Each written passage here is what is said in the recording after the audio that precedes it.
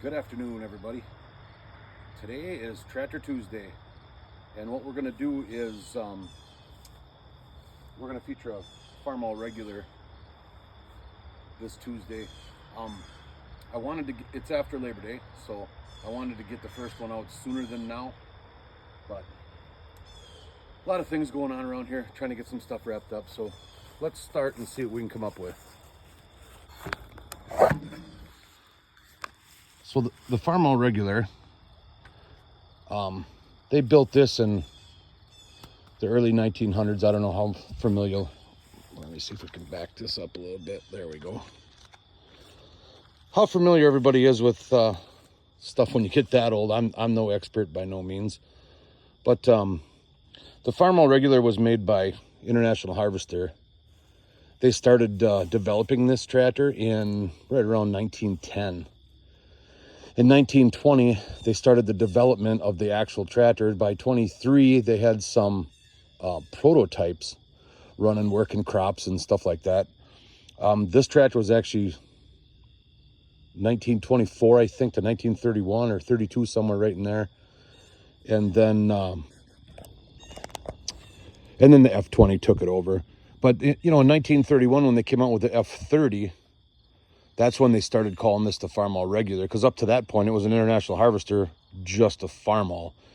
And what they wanted to do is they wanted to get a tractor that they could use for plowing, stationary threshing, cultivating crops, things like that.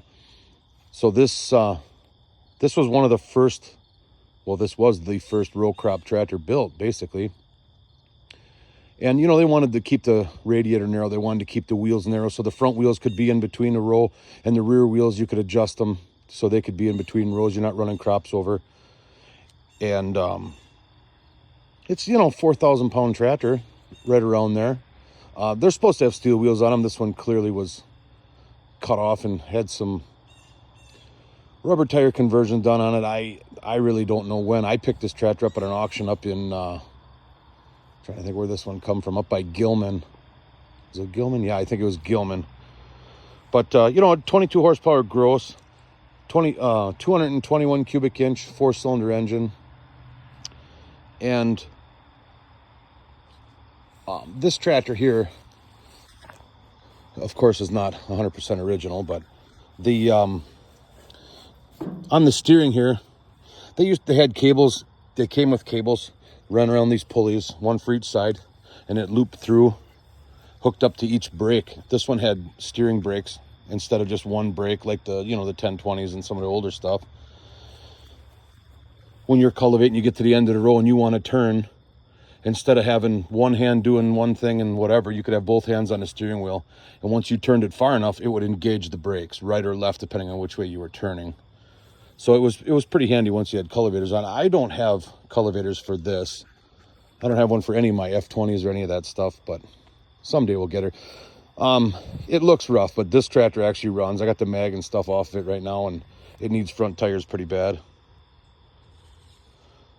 But these things, they were made with the drop axles in them for higher clearance. Axle shaft comes out and drops down to the wheel. Also, you get away with a smaller wheel that way. I don't know if that was how much of a concern that really was as far as the expense, because these things were like $825, something like that new. They came standard with a PTO. You could do pretty much anything with these compared to when you had horses, or you did a lot of cultivating with horses and by hand. So this was quite a step up. The Farmall regular had a 3-speed transmission in it. The exhaust dropped down. There's a little teardrop here that goes on here. That way, if gas were to drip out of the carburetor, if it was to overflow or whatever, it would run down here out this little tip and not on the exhaust. You can adjust your timing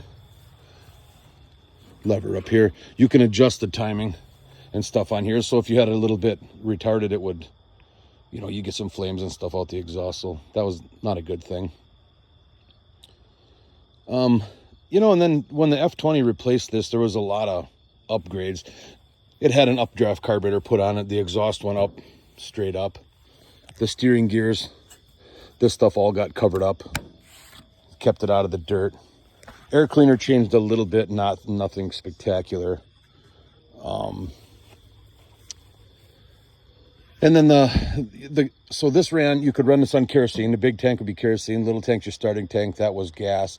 So on the F20s, this tank is actually inside this tank, and there was just a filler neck that come out here. And the seats are a little bit different, they come out the back, and we'll get into that, actually, the differences when we get to the F20. I got a few of them around here, but you know, there's no footrest here molded in like there is on the F20. So we've got, I actually don't even know what year this is. I didn't even look it up. I should do that.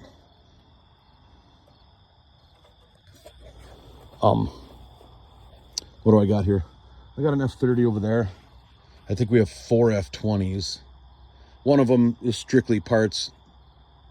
And, you know, there's a few other things. I'm switching around off a few of those to whatever. We got to take a transmission out of one, put it in a different one. That's got an upgraded 4-speed, so that would make her a little quicker than these. So that's my Tractor Tuesday video. I guess I should have did some research and got a little more information on it, but there it is. Yeah, no, this one sat in the shed for a while. I left this in here. I don't know how long I'm going to leave this in here, but this had a it had a branch growing through it. That was like that when I got it, so I left it there. The fan belt was good until I ran it once, and then she went kapoof, so it's pretty minor. All fixable. Flat belts are easy enough to fix, but this tractor's in pretty good shape. I mean, there's no real damage to anything. The only thing they ruined was the wheels when they cut them apart. The back ones hold air, the front ones are rotted right off, but I'm hoping this winter we'll get this one, we'll get it running, drive it around, and we'll get a video of that. This I'm assuming, I don't know, because the throttle's right there, you know, I don't know. I thought maybe an umbrella, and then I thought, well, I don't know, pitchfork, I don't know what else that would be, you know, the crank, I don't know. But the rest of this is the way I got it. All the wood was rotten on here. I took off before we loaded it. These 2 pieces survived, so we'll take them off when I get around to that.